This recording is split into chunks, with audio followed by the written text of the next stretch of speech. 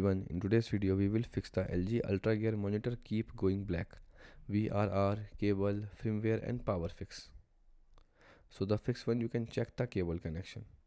Turn off your monitor and PC. Then unplug the HDMI or display port cable from the both ends. Then plug it back in tightly. If possible, try a different cable. And then turn everything back on and check. The fix 2, you can change the input source.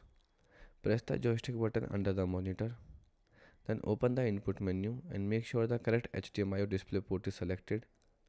After that, exit the menu and test the screen.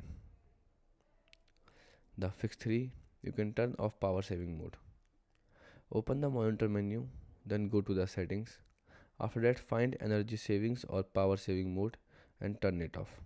And after that, restart the monitor. Now we move to our final fix is to reset the monitor. So press the monitor joystick button, then go to the settings and select general. After that, here choose reset to initial settings and confirm and restart the monitor.